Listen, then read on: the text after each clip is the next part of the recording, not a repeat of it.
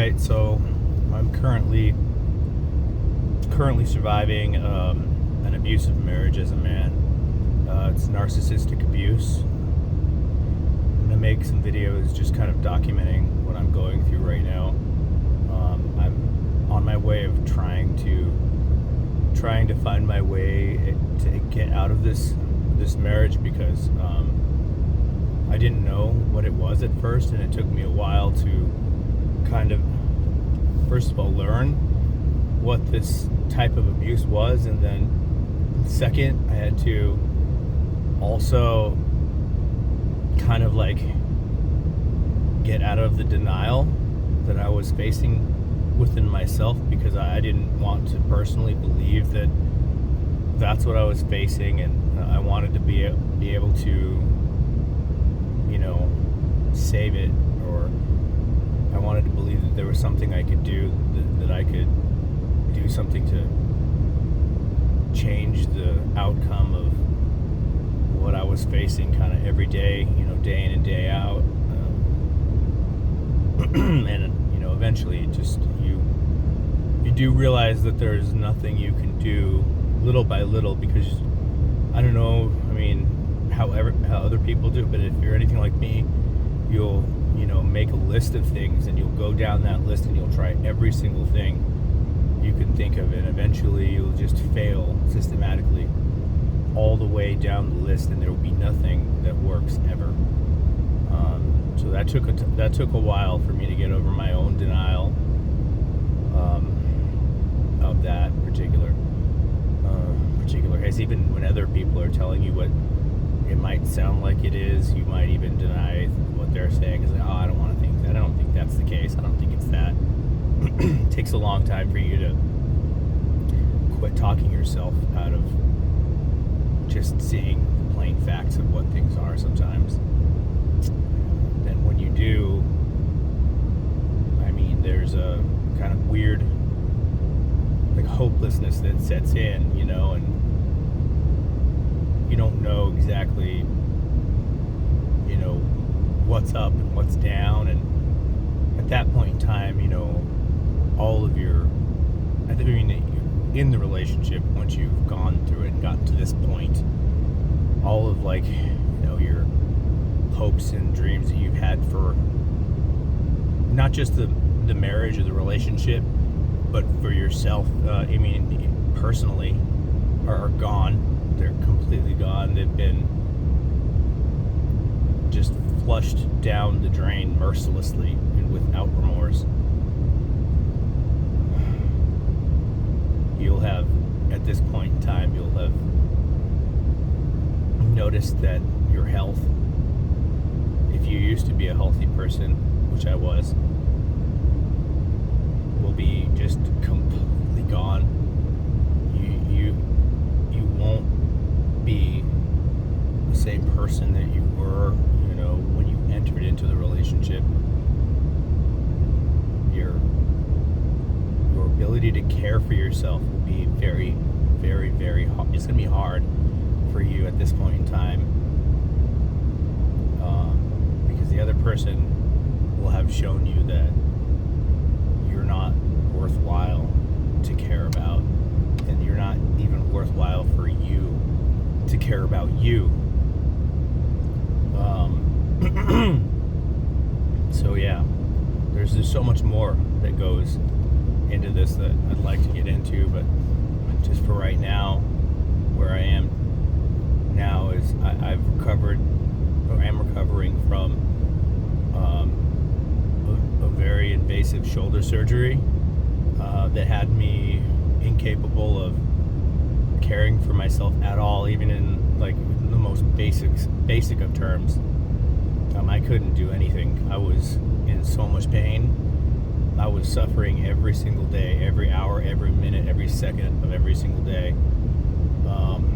for a number of months. And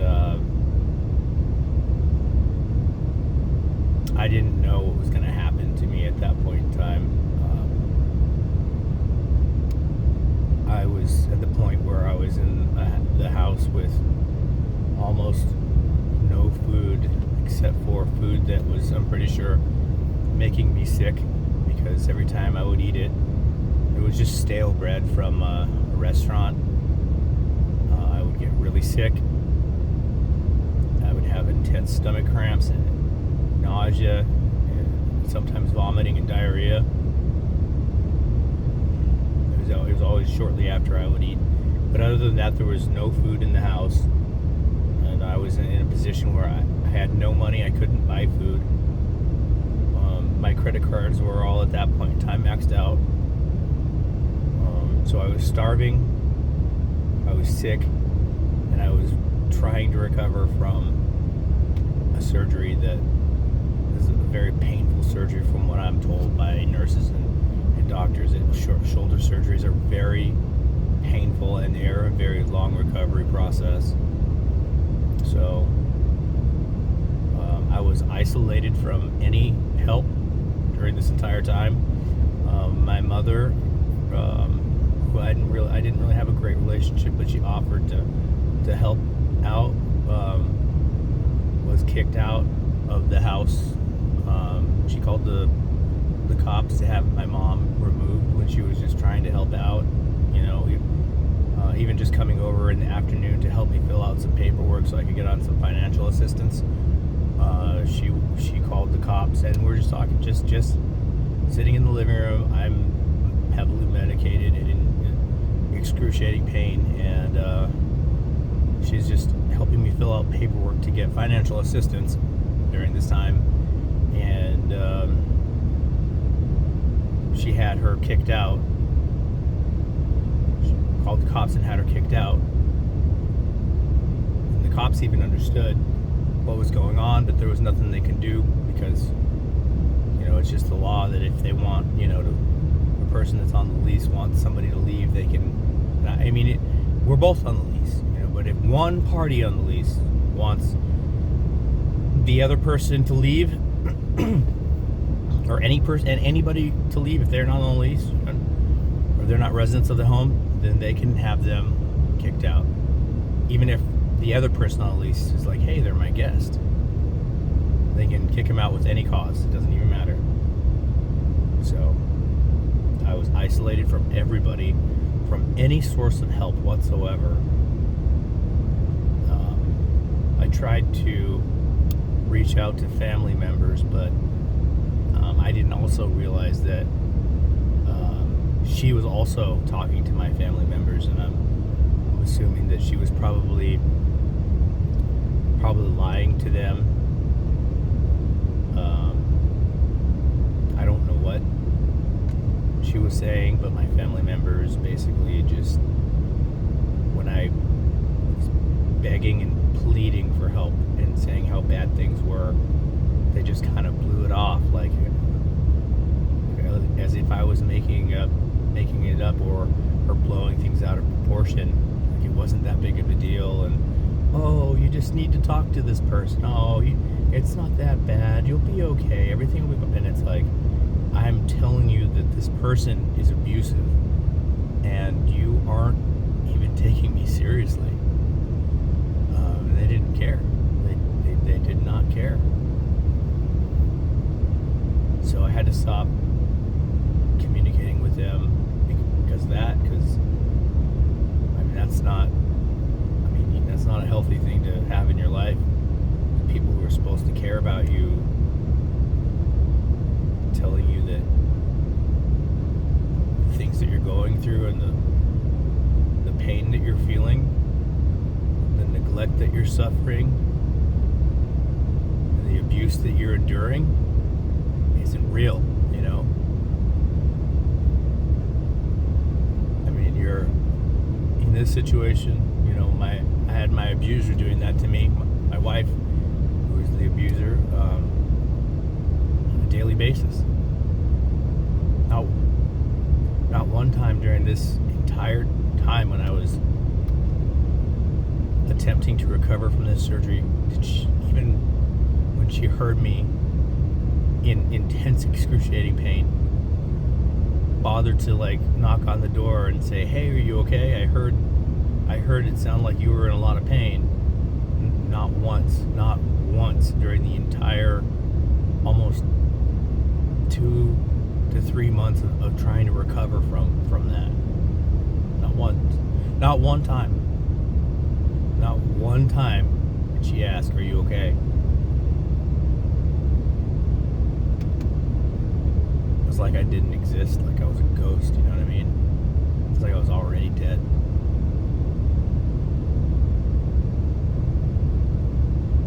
And then, maybe the food that I was eating, the stale bread that she would bring back from the restaurant, maybe that was poison, and maybe that was the reason why I was becoming violently ill within like hours of eating food there. And we're talking, I was sick for a good long time.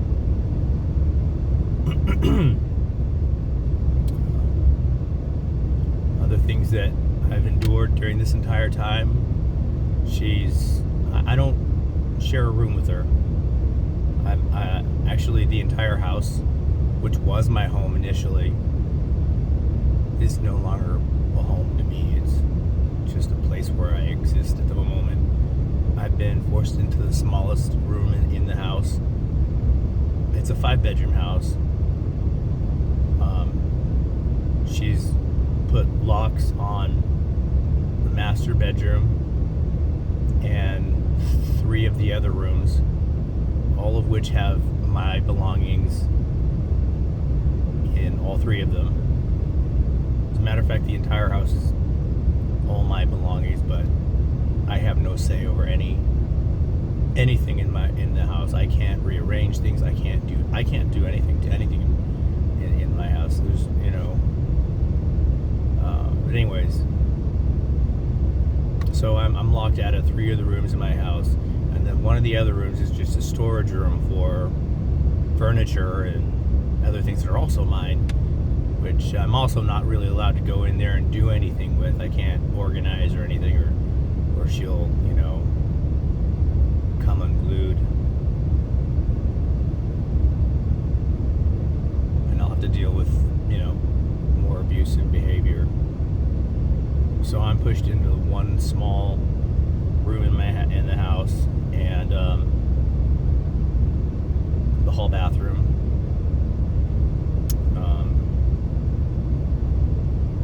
Which she'll come into my room, whenever I'm not there, because I've been trying to work as much as I can, drive for, say, like Uber or Lyft. That's pretty much the only thing I could do, since I can't move really my affected arm. It's my left arm that I had the surgery on. I can't really do much with it. So I've been driving for Uber and Lyft, and I just keep my arm real still.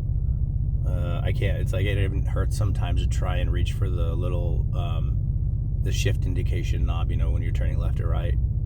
It's just a couple of inches of movement and it hurts. I haven't gone to physical therapy yet. I hope to be able to do that, but it's hard to be able to do anything like that when you have nothing. When you're trying to just survive every minute. But yeah, so since I'm in this little room, I apologize for the digression. I'm pushed into one little room out of our 5-bedroom house, the smallest room in the house, and she'll go in there, and for example, she'll do weird things, like if I have like a roll of toilet paper, or not toilet paper, I'm sorry, a roll of paper towels, she'll take them for some reason. I don't understand why. I don't know why she does this. She'll just go in there and take random things. I had a toolbox, and she didn't take the entire toolbox. She just took everything out of the toolbox that could be useful. So now I have like a few random, bits for, for screwdrivers and just, random tools. I don't have full sets of anything like I used to anymore. In the kitchen, all of the dishes have been removed. I'm assuming this is because she was angry with me, because when I couldn't take care of myself, washing dishes was really hard. I couldn't, because you have to use both hands to kind of scrub and turn, you know what I mean? You need to hold the dish and scrub it. So I couldn't do that. So I would just, put the dishes to the side, and, she would get angry with me and yell at me and scream at me and I did tell her that I can't, because it hurts my arm. It hurts my arm to do that. I need both hands. And anyway, excuse me, sorry. She, so she would give me a pretty hard time about that. And so she would eventually wash the dishes, and then she would not only wash those dishes and hide them, she'd take them somewhere, I don't know where they are. She would take all the other dishes out of the cupboards, which they're not there now either. There are no dishes in the kitchen at all. All the cupboards are empty except for a few glass. There are a few glasses in there. She's hidden all of it. She hid all the silverware. There are some plastic spoons and knives and forks in the drawers, and there's no food in the cupboards, really. In the refrigerator, I'm only allowed to use the smallest shelf in the refrigerator, and the rest of it is all hers. And if I try and put anything in there, she'll move it all to that little tiny shelf, even if it doesn't really fit, So I stopped eating at the house, which is probably good anyway, because I had assumed that it just seemed like she was putting something in my food to make me ill, and it kind of started to go away. And I don't know what she was putting in there, but I didn't get better. And we're talking, this is a couple of months. I didn't get better until I went to the hospital and got some antibiotics. So I don't know how the food was contaminated, but I'm assuming it was some sort of a bacteria that might have been in the food that was making me sick. And I don't know how that is possible without, I don't even want to think about it. It's disgusting. I don't even want to think about it. So, yeah, that's where I am right now, aside from having maxed out all of my credit cards, because I had put all of my financial attention early on in the marriage into her. And because I guess I should start off by saying she was Chinese, and we were trying to get her green card. And I know everybody's going to be saying, "Oh, green card." That's the first thing that everyone says. No wonder, she was using you for a green card. And I didn't want to think like that, and I still don't want to think like that. I feel like the biggest dummy on the dang planet. But again, I digress. Moving away, I had spent all of every dime I earned working 7 days a week, 3 jobs in total, on us and our situation and the lawyers in trying to get her to where she could live a life here and be comfortable. And so my finances were completely drained in when I was incapable of working, and she was actually starting to work. She financially acted like, number one, like I was garbage, and she was not. She treated me so poorly. I can't even tell you how bad it, she treated me like I was the most disgusting, despicable thing on the planet. And I felt like that too. I felt terrible, I mean, like it's almost like she made me believe that I didn't believe it, but that's the way she came across, was that I had made no contributions to the house, and that, or financially, that I had contributed nothing, and that it was her family and her friends that were the ones that were contributing everything, and it was just, it made me feel so low. And that was like the first time, so like I got injured at work, and I was even supposed to get workers' comp for that, and she said that she was gonna like keep track of all the paperwork and everything, and all the visits and doctor stuff. That way we could file a case and get workers' comp. And then when it came down to it, here's the thing I don't get it.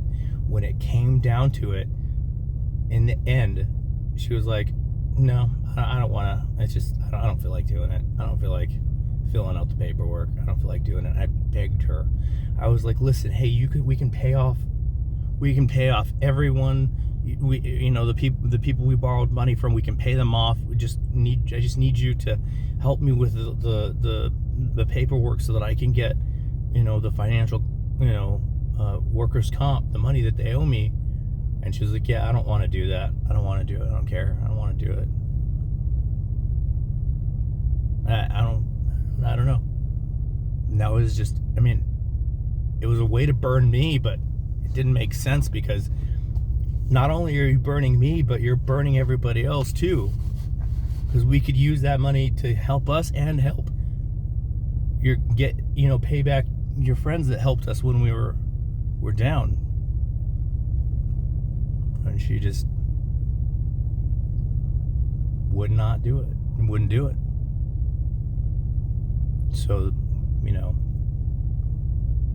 back to, getting all my credit cards maxed out. So, this time around when I required this surgery, I didn't have anything else but some credit cards that I had filled out and I had got. And,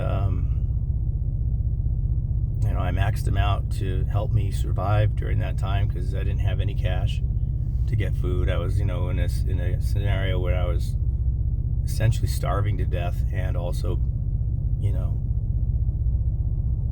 injured and sick altogether, and being neglected by a narcissistic, abusive wife. And so yeah, I used those credit cards, maxed them out, and they were really low. Like I had 3 of them. One of them was almost 1,000, and the other 2 were about 500. The credit limit. So they're small credit cards. They're not big, but yeah.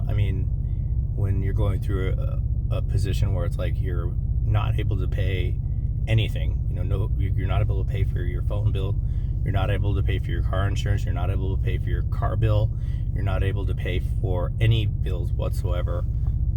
Those little meager amounts, that becomes quite a lot, and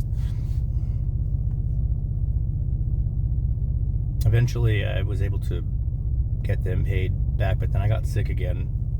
It's always stomach stuff, I got sick again. I might have been sick the entire time, actually, because I always felt like I was just sick the entire time. But I was still kind of eating food at the house here and there. I hadn't gotten the medication. I didn't go to the doctor for a while until just recently. And like once I took the antibiotic, then slowly I started to not feel sick again, not feel as sick, weak but not sick. Like I couldn't really handle too much. I would eat and maybe feel full very fast, and like if I ate too much, then I would feel a little bit nauseated, but not the intense cramping that's like you're gonna throw up right away type kind of nausea. So I got back into a bit of debt again, not completely as bad as before, but a little bit. They're not completely maxed out right now, but I am behind in my bill. So I didn't want to make just the minimum payment. I want to pay them off completely, and I'm about 1 month behind in my car payment, which I can make back up hopefully pretty quickly now that I'm not dying. Like I was so sick that when I went to urgent care, I told them the severity of the illness. They said, well, you need to go to the emergency room. There's really nothing I can do for you. I can give you, a medication, but what you're telling me with the symptoms you're having and the frequency of the symptoms you're having, and I'm not saying the symptoms of the frequency, or the symptoms I was having. I'm not saying that because they're disgusting and I don't want to gross anyone out, but with the severity and the frequency of it, he was saying this is a big issue. This is something, it can kill you if you don't go. And I got the antibiotic. I didn't want to go to the hospital. I got the antibiotic and it helped. I thought if I got the antibiotic and it still wasn't helping, then I'd go to the emergency room. Anyway, that's where I am right now, in documenting trying to escape narcissistic abuse. So, hopefully I make it out. I'm pretty sure that I will. I've been feeling pretty hopeless because things have been crappy, lately, and I'm gonna try and take some antidepressant and anti-anxiety stuff to hopefully help me emerge on the other side of this, because I don't want to be a statistic in the end of someone who doesn't make it out of domestic abuse. And in some cases, there had been physical violence assaulted towards me, or directed towards me. I don't really want to talk about that right now. So, but I'll get more into the past later. This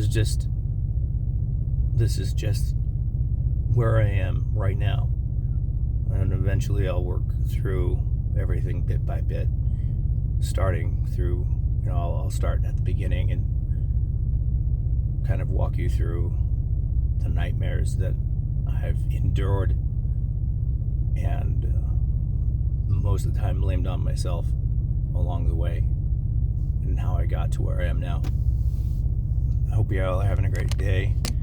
It's the morning right now. I just finished breakfast, and I'm hoping to survive this day in a good way and make positive progress towards my exit out of this relationship, in the beginning of an abuse-free life without my abuser attached to it.